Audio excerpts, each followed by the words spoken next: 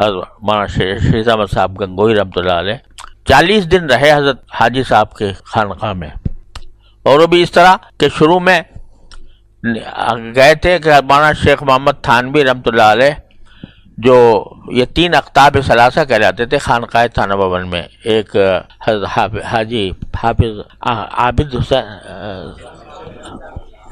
حافظ ضامن شہید رحمۃ اللہ علیہ، ایک مولانا شیخ محمد تھانوی، اور تیسرے حضرت حاجی صاحب۔ تو شیخ محمد تھانوی نے کوئی بات لکھ دی ہوگی کسی رسالے میں، تو مولانا رشید احمد صاحب گنگوہی رحمۃ اللہ علیہ تازہ فارغ ہوئے تھے، تو انہیں وہ بات پسند نہیں آئی اور غلط محسوس ہوئی، تو ان سے مناظرہ کرنے کے لیے نکلے تھے شیخ محمد تھانوی رحمۃ اللہ علیہ سے۔ تو جب وہاں خانقاہ میں پہنچے تو پہلے مل گئے حافظ ضامن صاحب۔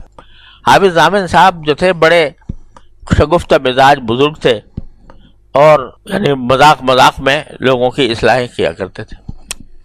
تو جب یہ ان سے ملے تو پوچھا بھئی کیوں آئے ہو، کیا آنے کا کیا مقصد ہے؟ کہا جی شیخ محمد تھانوی صاحب نے بڑی غلط بات لکھ دی ہے، تو میں ان سے مناظرہ کرنے آیا ہوں۔ تو حضرت حافظ صاحب نے کہا توبہ توبہ، تم یہ کیا بات لے کے آئے؟ مولانا شیخ محمد تھانوی بڑے بزرگ ہیں، اور تم کہاں اور وہ کہاں، اور تو تمہیں تو اصلاح کی ضرورت ہے خود اپنی۔ تو ایسا کرو وہاں پر جانا شیخ محمد صاحب کے پاس، سیدھے حاجی صاحب کے پاس چلے جاؤ۔ سو حاجی صاحب کے پاس پہنچ گئے اور وہاں بیعت ہو گئے، اور 40 دن مسلسل پھر وہیں قیام کیا۔ ایک ہی کپڑا لائے تھے، کپڑے پہنے اسی کو دھوتے اسی کو پہن لیتے۔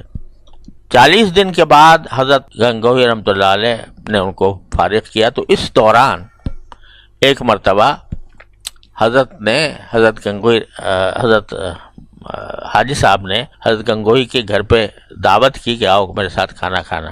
تو اپنے جو سامنے دسترخوان پر اپنے تو رکھ لیے کوفتے، اور ان کے سامنے رکھ دی دال کھانے کے لیے۔ تو اتنے میں آگے حافظ ضامن صاحب، وہ ویسے ہی بڑے یعنی دل لگی کرنے والے آدمی تھے۔ انہوں نے کہا مولانا یہ کیا آپ کر رہے ہیں، یہ خود تو کھا رہے ہیں کوفتے، اپنے مرید کو کھلا رہے ہیں دال۔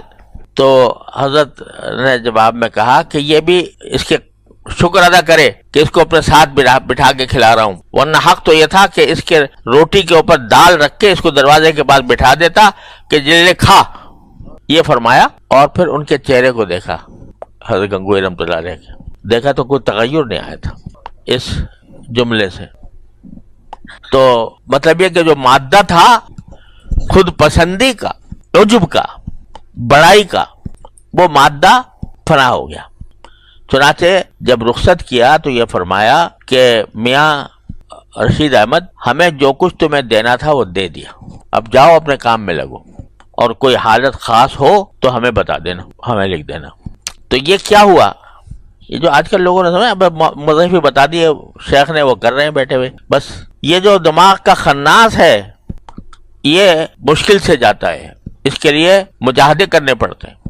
تو حضرت نے اس طریقے سے ان کو رخصت کیا۔ پھر اللہ تعالیٰ نے ان کو جو مقام بخشا تھا، وہاں جا کے کافی بہت عرصہ ایسا گزرا کہ ایک استرغاق کی سی حالت تھی۔ مدتوں خط نہیں لکھا حضرت کو، حضرت حاجی صاحب کو۔ حضرت حاجی صاحب نے خود خط لکھا کہ مدت سے عزیز کا حال معلوم نہیں ہوا، تو اپنے حال سے مطلع کریں۔ تو جواب میں حضرت گنگوہی نے لکھا کہ حضرت اپنا حال بے حالی کیا عرض کروں، لیکن آپ کی صحبت سے الحمدللہ یہ محسوس کرتا ہوں کہ امور شرعیہ امور طبعیہ بن گئے، شریعت طبیعت بن گئی ہے، یعنی طبعاً شرع کے خلاف طبیعت مائل ہی نہیں ہوتی، اور مادح اور ذام یکساں ہو گئے ہیں۔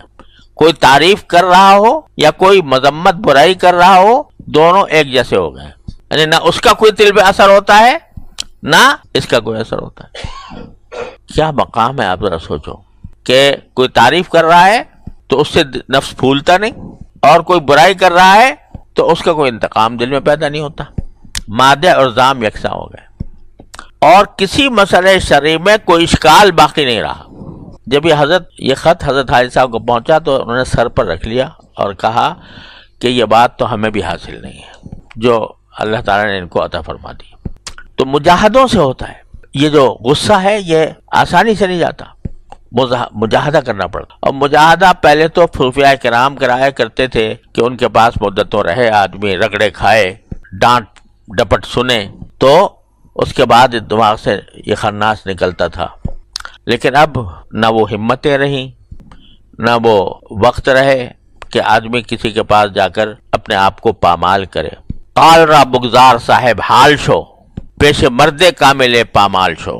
مانا فرماتے کہ قال جو ہے نا، باتیں، صرف باتیں کرنے والا نہ بنو، صاحب حال بنو۔ صاحب حال کے معنی یہ کہ وہ کیفیات جو مطلوب ہیں وہ تمہارے طبیعت کے اندر رس بس جائیں۔ اور اس کا طریقہ کیا ہے؟ پیش مرد کامل پامال شو، کسی کامل مرد کے سامنے جا کر پامال کرو اپنے آپ کو۔